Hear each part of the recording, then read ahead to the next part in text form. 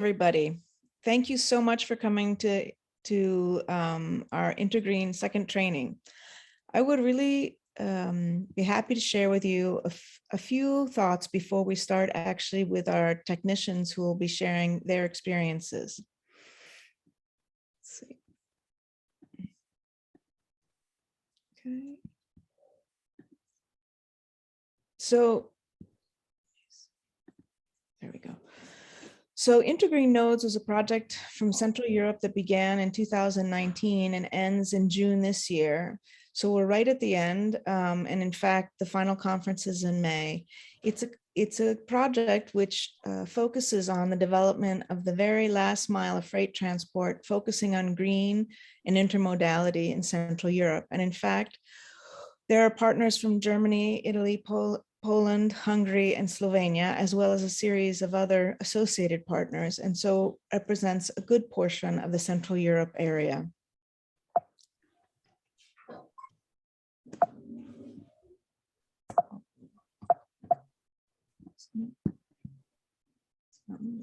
Oh, sorry. I just wanted to show you a few of the sample key results so that you can understand the scope of the activities that have happened. So there's work on spatial analysis, such as regional action plans and the regional preconditions for greening of nodes, as well as fact sheets and whatnot. We also have the regional action plans for Budapest, Koper, Emilia-Romagna, Berlin, oh, it's doubled, and Koper. And all the publications can be found on the website on interrectcentral.eu content nodes, intergreen nodes.html. Today's focus is really about how these developed action plans happen for the green nodes development. It's looking at how to reach the action plan stage and the completion of the action plans and intergreens. And in fact, in order to do this, we'll be talking about the project motivations. That will be Eleonora Di Maria, and also the overview of how the action plans were set up. And that will be with Lucio Rubini. And then James Orlandi from the Port of Venezia will talk about what their action plan looked. What were their experiences, the pros and cons, and how they use the guidelines to bring forward their projects. And then there'll be time for questions and answers. And with that, I'd like to pass the word to Eleonora Di Maria. Thank you, Francesca, and welcome to everyone to this webinar. I'm going to share my screen to present. You can see my screen. So today in this introduction, I want to give you some highlights about how to reach to achieve green nodes development, taking into account what has been developed during the project and specifically within Work Package 1. And my presentation will be shared with Lucio Rubini. So the idea of this webinar is related to the fact that there's a growing interest and a growing need to give an attention to the greening of last mile transportation, taking into account all the citizen movement, but also freight delivery services.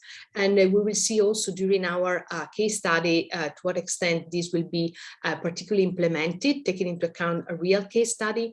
There is also an attention to try to manage and to balance different trade-offs that may emerge, specifically taking into account the fact there are different different challenges that are related to last mile transportation from very different angles. There's a need to balance, to taking into account the different demand that may arise, the different level of infrastructure development. We will see also from a technological point of view how much investment may occur, the need to reorganize value chain activities at the local, regional, and also European level.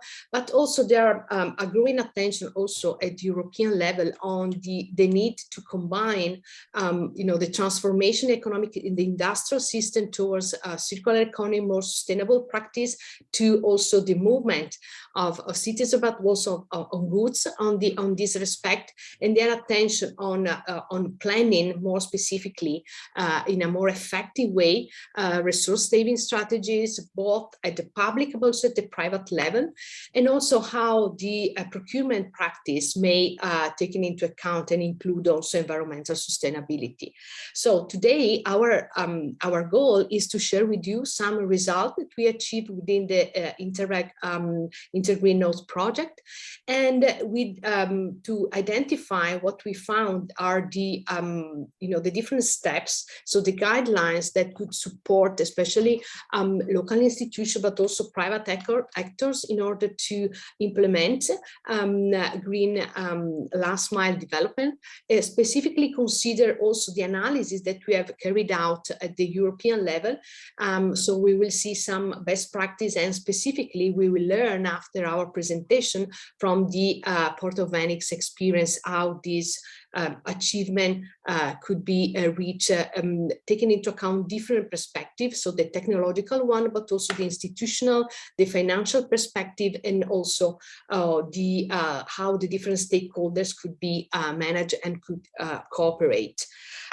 So the idea on my side is to give you a very short, taking into account the time available, overview of the different steps that we have identified in order to, as a guidelines, in order to support the process to reach green nodes development. As you can see, there are different steps that involve different actors, that include different dimension of this process. So I will briefly go through each of these 9 steps, and then we will move towards the case study. So as you can see, the first steps is related to the analysis of the different territories within which the green nodes have to be in some sense considered. So consider the different locations, which are the existing infrastructure that already are available at this place. So the idea is to set, let's say, the spatial borders within which the action plan should be developed, and then identify, the different fields within which the action should take place, considering 2 elements that we want to stress. One, in the financial opportunities, a specific activity, as also Francesca Forestieri mentioned before, has been given during the project on identify different financial program that could be available in order to support the greening of last mile within corridors. And also a suggestion from our research is to consider specifically the opportunities to think out of the box, to be very creative in order to develop what could be, the fields of the action plan. The next steps is related to, as we saw the site analysis, we want to go more in detail in order to consider what are the main characteristics, both from a territorial point of view, but taking into account the different programs that may be related to that site, and so have the peculiarities that the site could be related to the areas in which the action plan should be focused. It seems to be easy, but as we will learn also from our case studies, is not so so easy to do. We have to have a very complete and a broad overview. It's also important to coordinate the different plans that could have already been defined at the local level or could be further developed, taking into account the fact that when we consider green nodes, we have urban context, but we have also industrial area, we have different areas in which also different institutions may and different, for instance, project could occur. So from this point of view, it's relevant to have an idea, and there should be an actor that, of course, lead this process. Another important aspect that we also have seen during the project, want to share with you, is that there is really a lot of different financial opportunities that could occur. So from this point of view, the idea is to take into account the fact that not necessarily the project, the action plan should manage one single area as a whole, but it could be important to have in mind also different administrative, for instance, or regulatory aspect that could make some challenges, could create some barriers that have to be managed or to be overcome. But at the same time, the idea that there are different layers on which the financial opportunities could occur, and so in order to achieve the final steps, which is have a successful implementation of the action plan, all the different levels should be considered in order to exploit the maximum opportunity that are available. And from this point of view, already some deliverables are available from this point of view. As I mentioned, the idea is to go more in detail, taking into account the different opportunities, funding opportunities that are available, taking into account the type of funds, the eligibility, to what extent this is a short, medium, long-term approach, to what extent the financial opportunity could be co-shared in some sense. So there is the need of the role of private versus private actors that could support financially also the activity, and also taking into account the different steps in the process. So not necessarily the funding opportunity should be considered only at the beginning of the process, but should be considering the different stages of this process. And then at the end, having in mind that the action plan could be at this stage designed more properly. So the idea is to have a table where we can identify the different laws, the different costs, the funding opportunities, and then actors in different steps that could be in some sense involved in order to be also coherent with the final goal that at the local level wants to be achieved. We have introduced a final steps, which is related to evaluation. So it's not only important to consider the action plan and the activities at the beginning, but to identify which could be the indicators to evaluate the final impact, economic, but also financial and environmental impact that could be implemented. And the measurement of this kind of assessment is something that we have in some sense considered also in other work packages in the project, and have to be particularly considered. So I'm going to conclude my part saying that these guidelines particularly consider, for instance, the context of the project as to be developed in order to identify how to scale, how to transform pilot action initiatives that are at the very beginning of their stage into more sustainable and large initiatives. From this point of view, it's important to consider the involvement of different stakeholders at different level. It's also important to stress that it's important to coordinate the relevant plan that different institutions may already have defined, identify which is the appropriate mix in the funding scheme in order to identify the most appropriate resources and also in a time constraint scenario. So this is how it looks like at the end, the different steps that could support and that could have support also in our project, the analysis of the pilot action. So the steps, to summarize, could be identified in this one and could be particularly relevant in order to not just have an action which is defined in a very initial way, but to try to develop a more stable and more coherent, but also integrated initiative at the territorial level from very different perspective. So I want to stop here, and I want to give the floor to Lucio Rubini for his consideration. Hello, good afternoon to all of you. Few things just for linking the case study of this afternoon with some insights from the European review that we made in the beginnings of this process that will allow us to put the basis for the guidelines that Eleonora had just shown to you. We mapped 12 best practices, innovative best practices, that you all can download from the full report from our website. And 4 were the topics of investigation that we put in the beginning of our work: the funding mix, the topic of innovative decision-making processes, and the topic of innovative and effective public partnerships and the public-private schemes. Next one, please. And these are the insights from this review.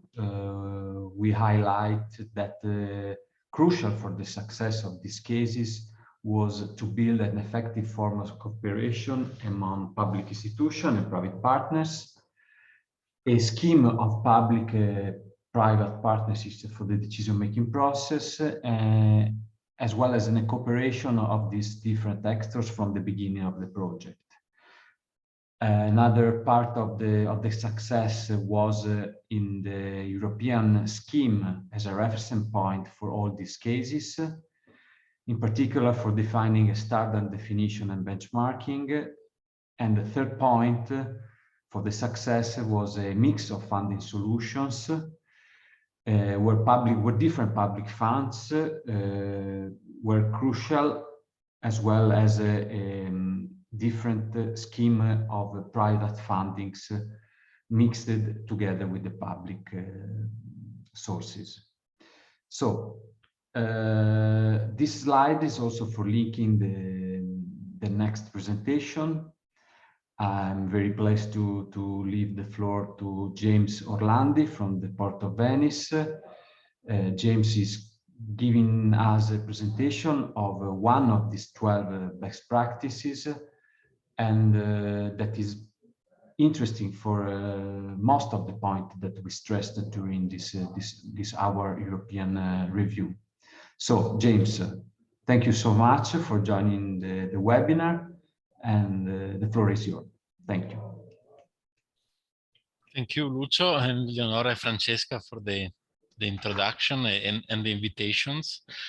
I hope that our experience will be interesting for the participant today. I just try to share the presentation. Yeah. Do you see? Okay. Yeah. So here in Venice, we are starting 2014 to invest in green, let's say green infrastructure. So investment to promote the use of alternative fuels for transport and logistic and port purposes and port operations. And one of our first step was to promote investment for LNG, liquefied natural gas. We started from, just present briefly where we are, because I don't know if, I am sure that all of you know Venice, but maybe our port competencies is distributed in the lagoon system.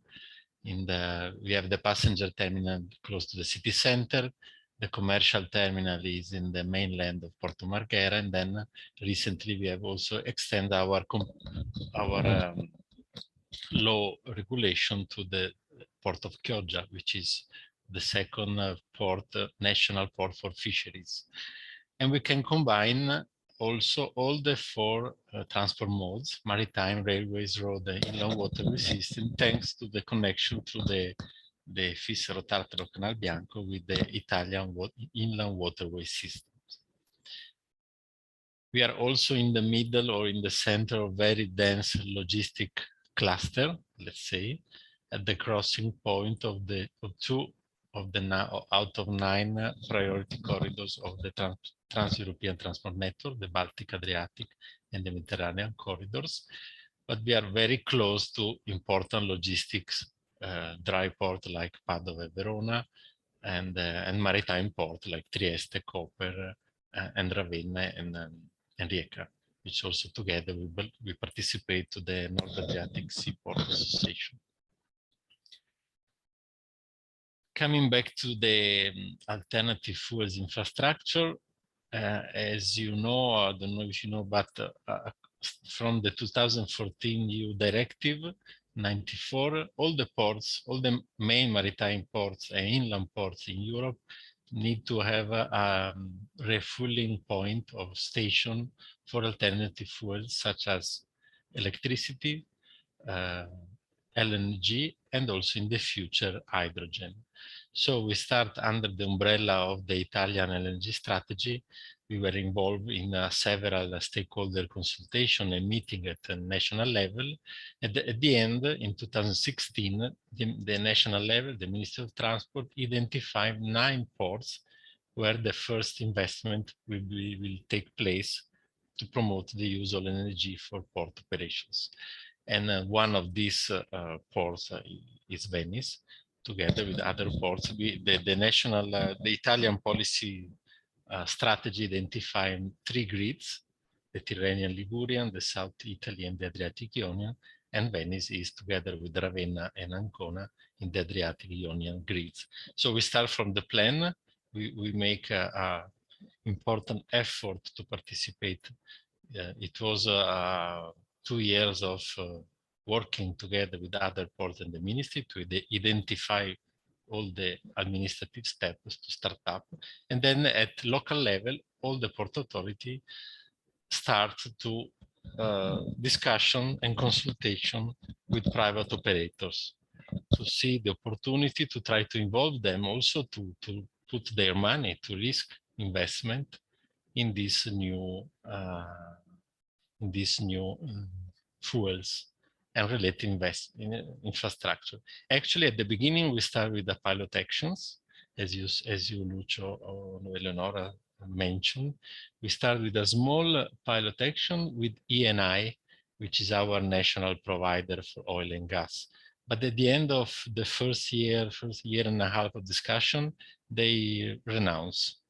They say that the investment was not worth to go ahead. So at the beginning, we have this stop, but then luckily we have a second operator of our port. ENI is our main operator in the port is for oil and gas. But the second one, the CAL, which is a multinational medium company located in Marghera, but with many terminals around the world, they decide to put some money to invest in these new alternative fuels in LNG.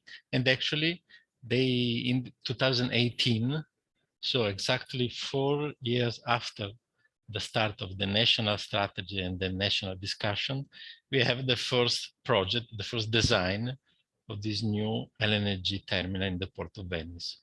The total amount of the investment is at the moment 100 millions for 32,000 cubic meters capacity and an estimate of 900,000 cubic meters of LNG handling per year. And at the moment we are in the closing the design phase, because one of, I can put your attention, one of the main issues was the permitting phase, because first of all, in Italy, we didn't have any regulation for LNG. We have regulation, of course, for oil, for other fuels, but not for LNG, because in 2014, 2015 was a completely new fuels. So there were, and still there are some lack of regulation on this kind of infrastructures. So it costs nearly, you say, 3 years to get the EIA national approval in December 2020. And still there are some authorization missing to start the work. The work will start this summer and will close in 2024. So basically, as you can see, we start in 2014 at the national level, and we will have our first terminal operating in the Adriatic, second terminal actually, 10 years after. This is, for our point of view, one of the major worst point, because actually we are talking about 5 years, 6 years of dedicated to permitting phase and solve administrative and regulatory issues, which is, as you can see now, I mean, the world is changing. Also, all the geopolitical situation and the energy situation is changing. It will be very good now to have a LNG terminal operating in Venice, actually, because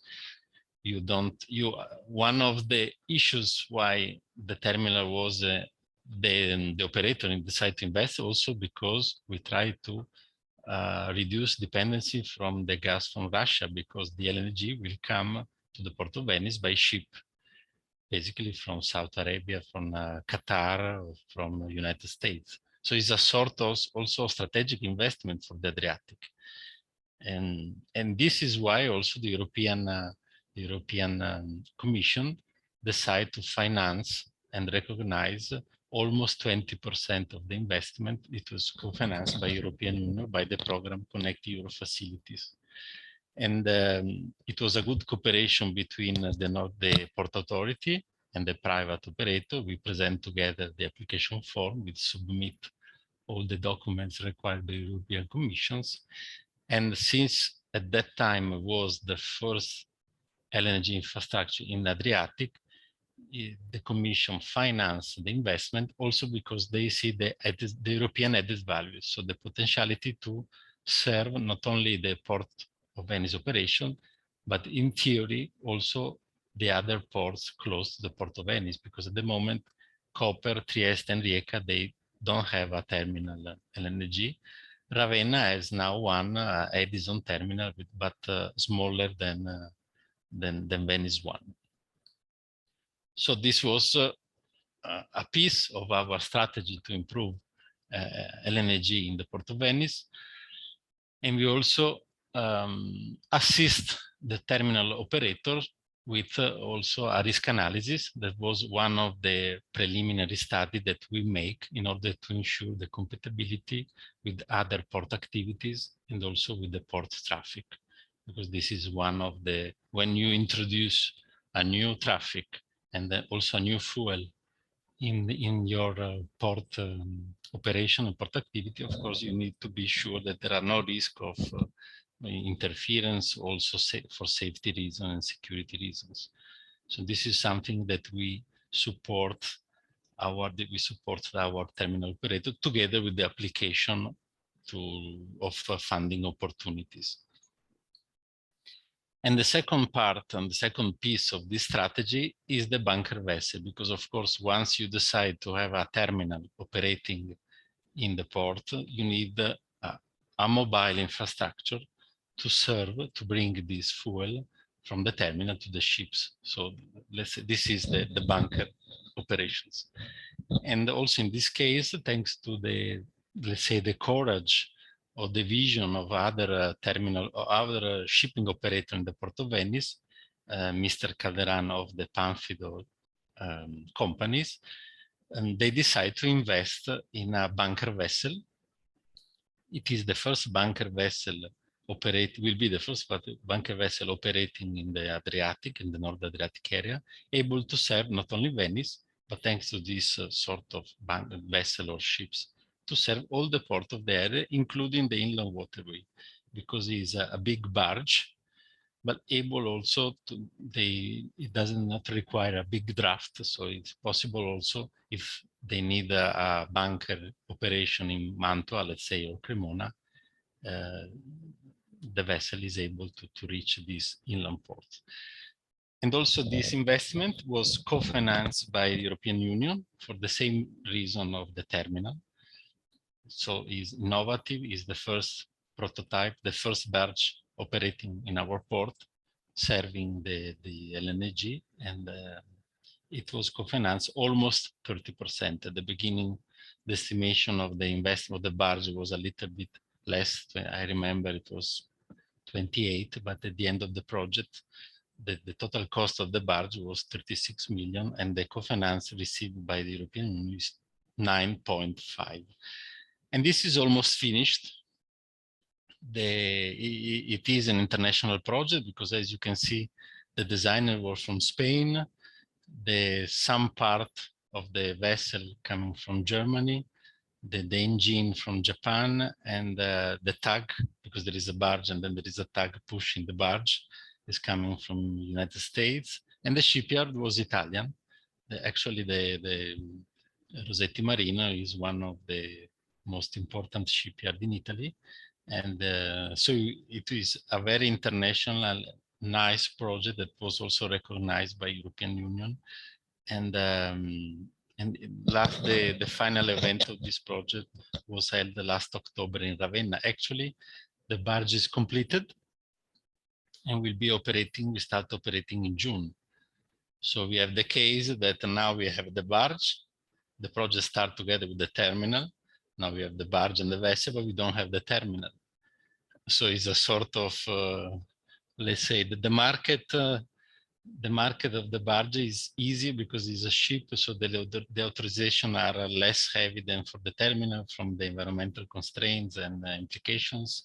And so now the ship owner will start operating with our, let's say, competitor, Ravenna, because Ravenna, they have a smaller terminal. From Edison, they have a terminal 18,000 cubic meters of LNG already functioning. So for a sort of mismatch among the two projects, at the moment, our ship owner will start operating for Ravenna, but we hope to soon we'll be able to operate also for the Venice terminal. And last thing that we have made as a port authority to support both this investment is to, let's say, a sort of moral suasion of the other public institutions. So we organize a technical visit. The most important was to the Port of Valencia, because the Port of Valencia in the Mediterranean, together with Barcelona, is the most advanced port for LNG bunkering operations. They have already LNG terminal operating since more than 20 years. So they, comparing with the Italian market, we are very new. We are the beginner compared with the Spanish ports. So we organized some technical visit to bring physically fireworks, coast guards, environmental agents and colleagues in order to understand what are the procedures and the regulation in place for bunkering operation in those ports that are more experienced than us, in order for them to define the local regulation, because we didn't have, in 2014, we didn't have a national regulation, but we didn't have even a local regulation. So the fireworks and fire brigades were very afraid about this operation. So we push them and we support them in order to them to understand, to allow them to have the regulation here also in Venice, also to be able to make some bunkering, and we have made in the past. So closing, some comments for us. It is a good example and a good practice, because we push our operators to become more innovative, to introduce new elements, new investment, and to become a greener and smart port, because we are pushing investment towards zero emission or low carbon emissions, which is one of the key target of the European Green Deal. But at that time, the Green Deal was not approved yet, but it was a sort of vision of our management to start pushing before other ports on LNG investment. Second one, we attract investment, or at least interest, from several port operators and port terminal and multinational company of oil and gas to invest in these new fuels. And also we notice a sort of change we are forcing change in procedure, regulations, and also we were forced to look for different source of financing, because of course this kind of investment, when the market is not ready, is a risk, and not all the private investors are able to or decide to invest some money when the market is not mature, is not ready. Now we have more than 100 cruise ships, for example, propelled by LNG, but at that time there was no market for ship. There was some heavy lorries or trucks, but we didn't have ship. We didn't see ship in the market in 2015, let's say. So this is good because it's, I mean, comparing this cooperation forces us to become both the terminal, the operators, and the port authority to become more innovative and to try new roads, to try new traffics. The weaknesses of this story is the financial gap, as I said. To implement a new investment, port investment, of course, require a lot of money. And there is no an immediate return of this investment because the market is not mature. The second problem is the permitting. In Italy, I know that you are very well know that the permitting phase is tremendous. The time, you know when you start, but you know when you never know when you will finish. In our experience, it takes 3 years to have the national authorization plus 1 year for the compliance of all the requirements that the national level asks to the operator. So 4 years basically, plus all the time that we are spending with the local authority to define procedures and regulation for safety reasons. And the third point is the technological digital gap, because of course we need to, comparing with other ports or bigger ports, there are some gaps that we need to fill in, to complete. And but this, I mean, the experience is good, but the works of the terminal will start this year. So we hope to have the end of the story, good story, in 2024. So maybe we can see each other within 3 years with good news. Thank you. I don't know. I think is matching with the objective of intergreen, which are also partner of intergreen, because one of the main objectives of the investment of the project is to provide green fuels to the corridors, actually, to the corridors that are crossing the Port of Venice, the Baltic Adriatic and the Mediterranean corridor, to supply LNG to the transport operators along these corridors.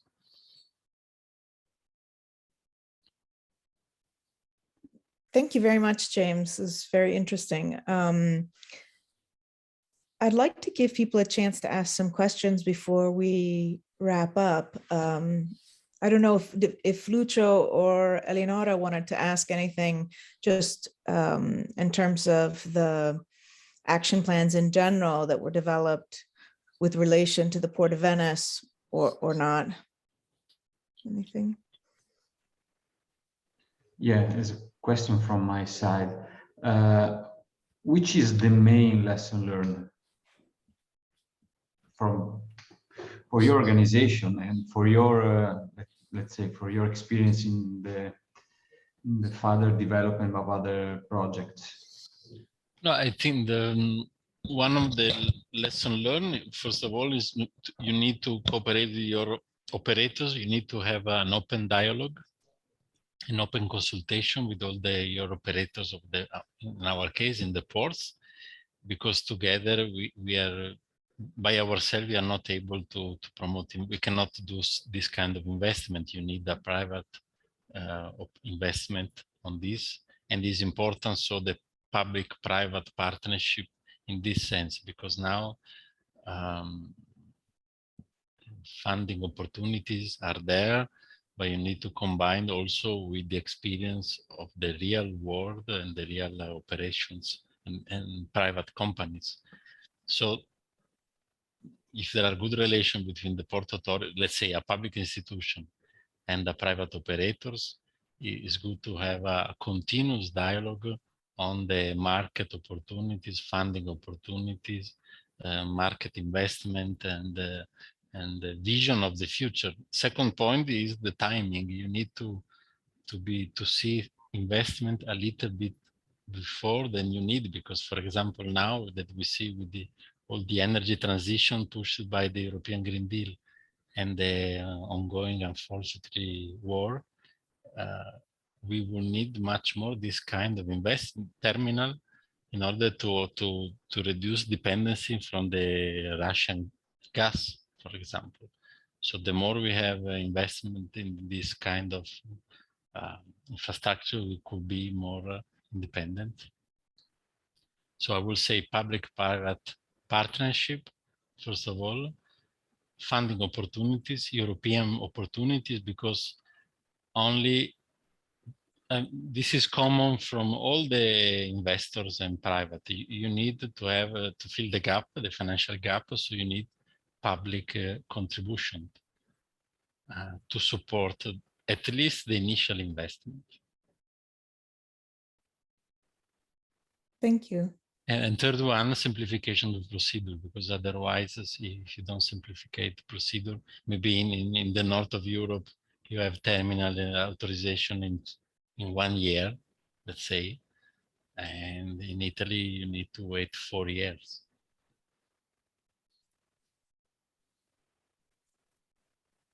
Eleonora, was there anything that you wanted to ask? Yes, James, you stressed the fact that it takes 10 years to arrive to the point, but you mentioned also the attention to stress the role of the demand, the fact that the demand may not be so mature. With respect to 10 years, do you think are most promising opportunities for this kind of initiative, taking into account the fact that also the institutional context, but also the sensibility towards sustainability has changed over 10 years, is becoming more and more relevant?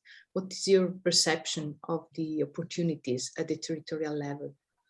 Yes, and indeed, when we started 2014, there was this kind of European directive on alternative fuels. It was like an UFO. Something strange for the ports, because the port are used to work with normal fuels, conventional fuels. So at that time it was really difficult to start, but now we see that all the sustainability project and programs, the Green Deal, now there are the sensitiveness of all this kind of issues very strong. The attention is very strong on this kind of investment, and this we are noticing a sort of acceleration of this kind of investment.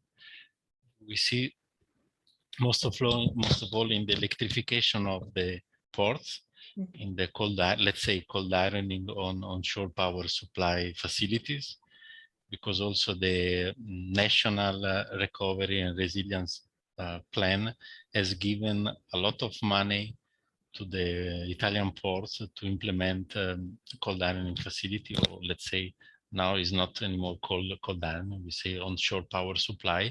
In any case, the last, the Next Generation EU, or the Italian Recovery and Resilience Plan, has given 700 million to all the Port Authority to implement OPS facilities. So, and filling the gap, actually, supporting an investment in the port before the market is there, because at the moment the ships coming to our port are not technically equipped with for cold ironing. And also we are noticing for hydrogen now already the debate on the investment in hydrogen infrastructure is very strong and is very on the spot.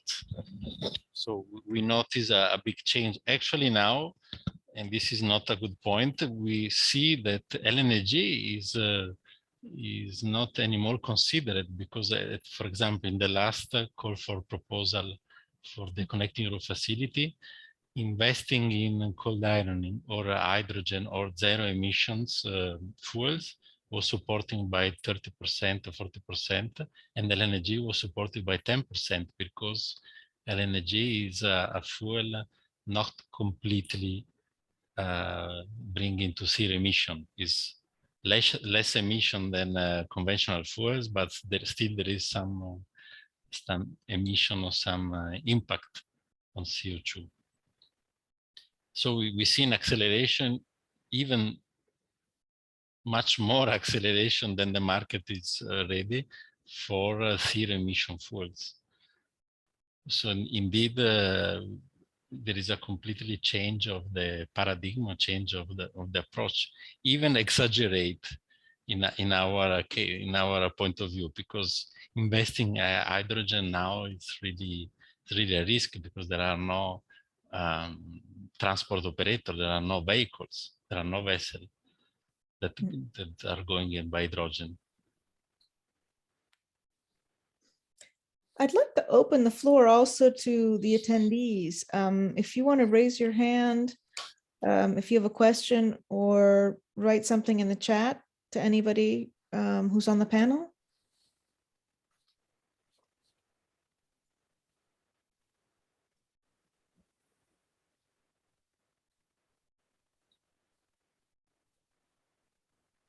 Don't be shy. Maybe it's too technical, because port sector is a bit specific. No, I think alternative fuels has become very interesting to all of us, given what's happening in the world around us. So no.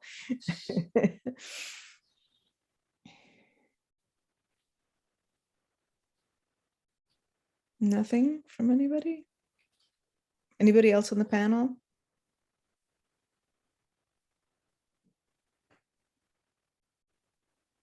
I think the European Commission will push quite a bit the alternative fuels, like you were saying, James. I don't know what will happen with the ships, not having the ships yet, but in terms of trying to find alternative sources, it seems to be obviously very much a priority. And so I was surprised to hear about hydrogen for the port. Do you actually have a plan and for when hydrogen? Yes, we have received already some money from the Italian National Recovery Fund to start with pilot action, actually pilot stations. Mm-hmm. I mean, it's the same movie from LNG. Now we will start with small investment in order to test the market and to roll up the market. Okay. We received some money to have one hydrogen station in the port area. Mm-hmm. And to buy 3 vehicles for the authority, for the public services, and see then what the market will respond, and we will see. It's sort of same movie. Yeah. But I think the money came a little bit earlier than expected, but now we need to use it. And but now, coming back to the AFIF, to the Alternative Fuel Infrastructure Program, now the Commission, as you know, there is a specific program funding only alternative fuel infrastructure. Yes. This was the other change comparing with the past. In the past, there was only the Connecting Europe Facility program, LSC. Now we have a dedicated program only for this kind of investment. So we notice the difference. Exactly. Well, I don't have any other questions. I don't know if I don't see any chats or any hands raised. So if there isn't anything from anybody else, I would just Francesca, just one information to James, that Union Camere Veneto took part in a project proposal in the first call of Central Europe, together with the Joint Special Planning of Berlin-Brandenburg, focus on the hydrogen. And if you want, I can share you the fact sheet that the leader partner provided, and they established also a platform concerning this topic. I think that it could be useful for you to have this information, what's happening from north of Europe. Yes, thank you. We also present a proposal on hydrogen for Central Europe with ports. because we are too much targeted on ports. So the coordinator is the port of La Spezia, but together with other ports in around Europe, we present a similar proposal. We hope both the proposal will be approved. Very good. We see what's happened. Of course, under the evaluation, we know that the Central Europe program is very hard programs, so we will see. But anyway, I will share with you the information that we have in order to have a coordination of communication and possible activities in the next futures, because it's very important that both of us are in synergies within this topic. Yes, I think the Interreg program is good for stakeholder consultation. You mentioned before, it's very good to create networks. Because all the dialogue that we have with our private operator was also through Interreg project or meeting, or Interreg are forcing us to have a stakeholder consultation for every action and small delivery. But I think in some cases it's very good to organize it. So thank you. Before we wrap up, before we close, I just wanted to mention that we have the last training, which is on regional motivations for implementing green solutions, on the 9th of May, and the final conference on the 5th of May. So it'll be a busy period, and we hope to see you all there. And last but not least, this is just the agenda for the final conference, in case you're interested to understand about what will be covered overall, the project results, but broken down into policy, spatial, and technical. And then there'll be some expert sessions around similar topics: push boats, the future of urban mobility, and the green terminal future, and a political view on urban nodes. And last but not least, if you wouldn't mind, you'll receive an email with this information, as well as a presentation from Union Camera. But this is the form for the survey, just to let us know what you thought of the training, and if there's anything you'd like to know more. Thank you very much. Thank you to you. Thank you to all of you.